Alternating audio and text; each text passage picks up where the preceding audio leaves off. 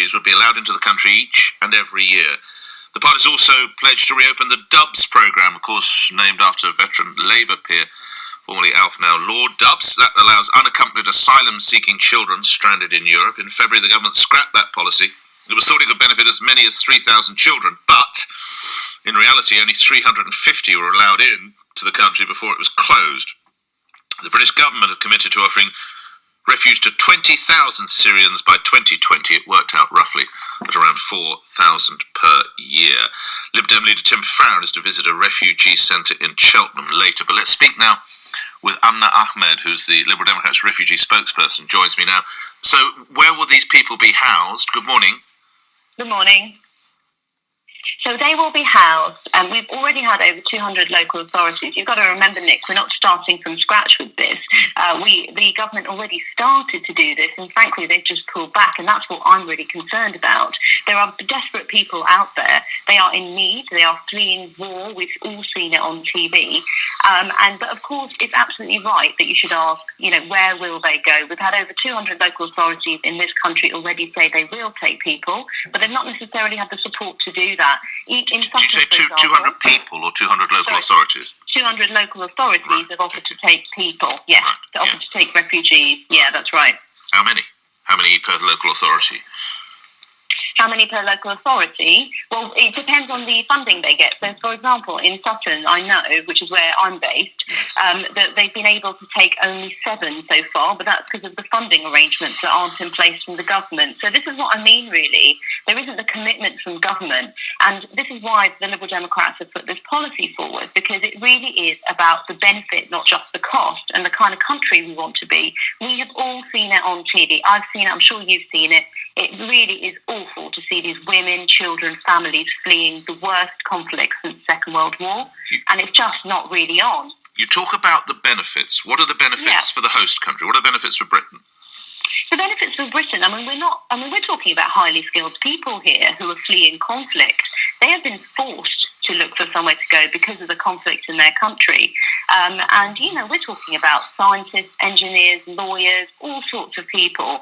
And I believe that they could have, if they are housed safely and their children are educated as well here, firstly, as a country, I think we can be very proud of what we provide. 10,000 people in the grand scheme of things, millions of people sitting in Syria, Lebanon and Jordan, in camps as well, who need our help. But I don't see where they're all going to go, Ms. Ahmad. Well, I've already mentioned, so I think I mentioned the local authorities. We've got 7 in one London borough, which obviously is a start, but we're going to have 10,000 every year, so that leaves over 9,900 to be found in year 1. Where are they going to go? Well, I think the thing is, we need more support, and this is why we've said we're going to, we want... So you actually don't know where they're going to go, do you? Well, yes, in terms of local authorities, there's that aspect of it. But there's also another thing that I wanted to mention. There's been a community sponsorship scheme where church groups, charities, etc., have put forward, and offered to take people in and take families in. But the scheme that's currently in place is extremely bureaucratic, and it just hasn't worked. And I think it's about values, really. We need a government that is saying, actually, we can take these people and we can help these desperate people, Nick. And I think if there is space...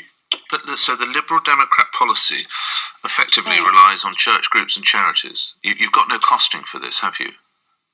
The fully costed proposal with it, and we will have a costing, but it will be in the manifesto. And I know you'd expect me to say that, you see, Nick. I appreciate that.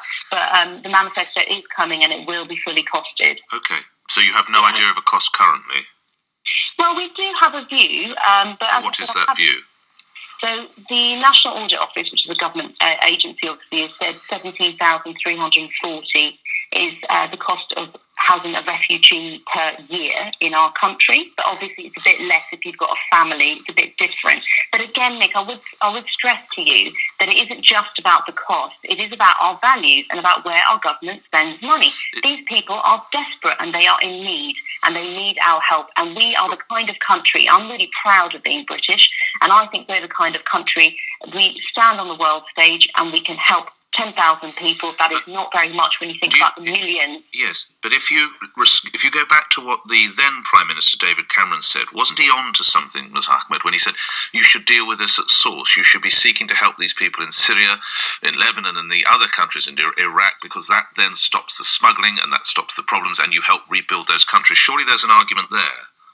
There absolutely is, and I think that's why, I'm quite proud of the foreign aid commitment, which is helping to rebuild those countries. We need a political solution in Syria.